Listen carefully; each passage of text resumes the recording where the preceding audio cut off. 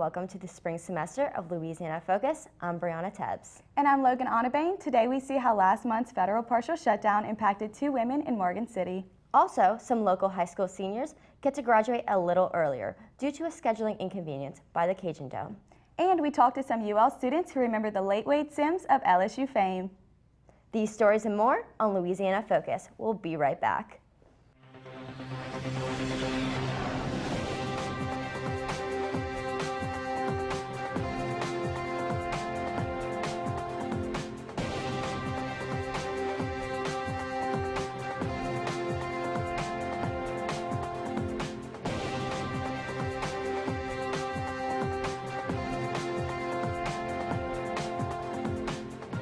President Trump ended the longest federal shutdown, 35 days to be exact. The partial shutdown left 800,000 government employees without a paycheck.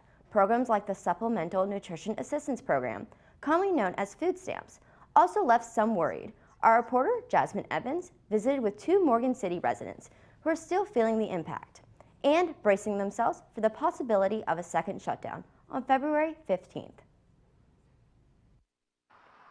I'm 62, and I have seen plenty of people 62 and they can't move, they can't walk. Sarah Whitehead lives in public housing and relies on food stamps to survive.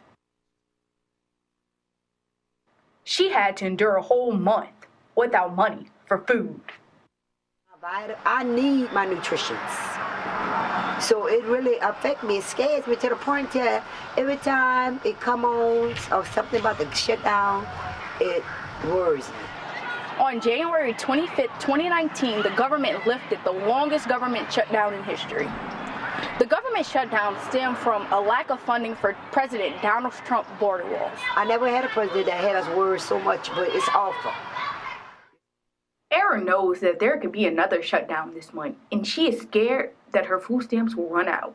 Because if they don't, what I'm going to do? Take my rent money and buy groceries? Take my medicine money and buy groceries? You know? But even though she endures this setback, Erin finds comfort in knowing that she is not alone. You know, thank God for good neighbors where we stick together and we help each other. Belinda Sawyer is Erin's neighbor, and she feels for those more vulnerable, like elderly in nursing homes and the children in her neighborhood that rely on her for food. They always come to my house. You got a cold drink, or do you got this? You know, I thank God that God bless me with good neighbors and we help each other out. Both Erin and Belinda do not take their day for granted. As they know, President Trump only agreed to fund the government up until February 15th. It's going to be a hell of a month, February. And at this point, all Erin and Belinda can do is pray that the government stays open to avoid history repeating itself. For Louisiana Focus, I'm Jasmine Evans. For some high school seniors here in Lafayette, graduation is coming earlier this year, and students can thank Leonard Skinner.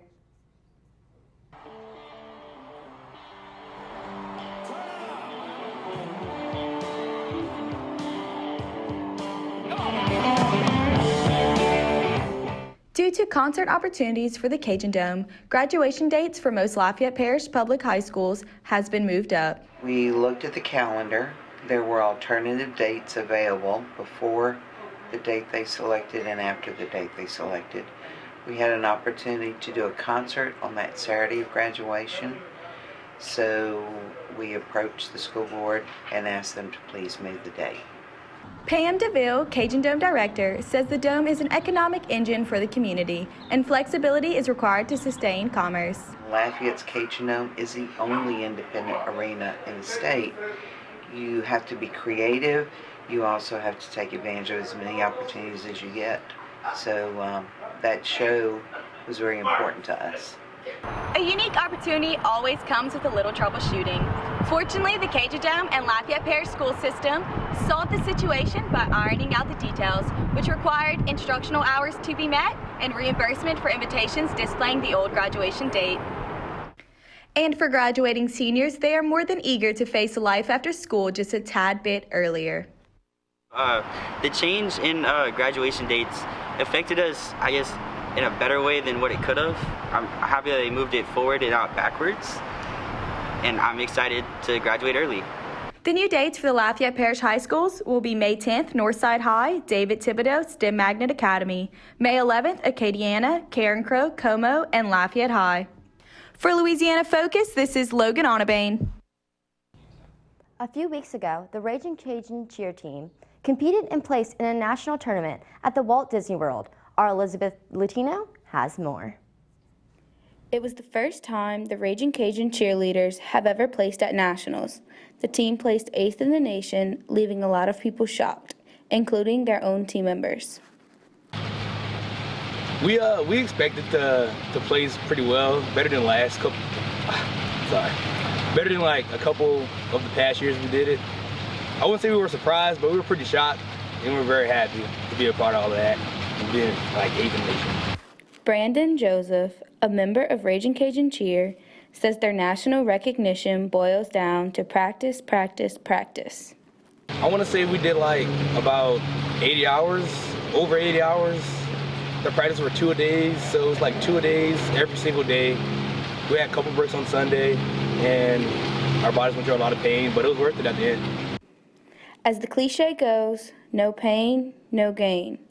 And the gain is a lifetime experience.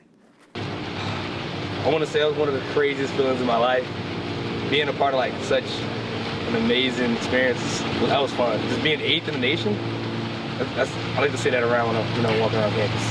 And as Joseph and his teammates walk around campus, they can feel proud that they beat LSU. As many Ragin Cajun cheerleaders felt the thrill of conquer when LSU's name was called out first in the numerical countdown to victory. From Louisiana Focus, I'm Elizabeth Latino. And finally, Louisiana's murder rate is still higher than most states. Oftentimes, people don't hear the story behind the victims.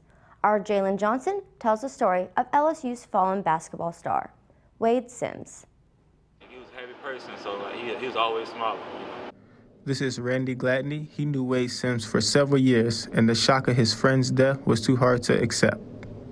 When I found out he got killed, it was like, it seemed unreal, because like, I get the call at 3 o'clock in the morning, and it's just like, are you serious or not? And the death of Wade Sims is just one of the many examples of violence directly affecting families and the community at large. And Louisiana's murder rate has people from Wade's generation in shock. I'm very shocked about the murder rate. I didn't know it was this high, and it was leading in all the states for like 20 straight years. A statistic can easily be forgotten, but not the face behind the number. why would you murder somebody like that? And Randy is the only person still grieving Wade's death. I walked in my brother's room, asked him, "What is this true?" And when I got the news, I just fell and started crying because I didn't know how to take his death. Tayshawn Johnson knew Wade all of his life and considered him a role model. I really admired him as a basketball player. I really wanted to be like him and play as strong as he played. With Louisiana having a murder rate of 12.8%, people around the state can easily forget how close death can be for some. But for those that remember Wade Sims, there is no cloud hiding the impact violence has on the community. For Louisiana Focus, I'm Jalen Johnson. Today, Louisiana Focus is a co-production between the University of Louisiana at Lafayette and AOC Community Media. Our camera operator is Jasmine Evans. Our teleprompter is Kendall Talley. Our producer is Jacob Phillips. Our technical director is Emma Lacey. And our director is Matt Roberts.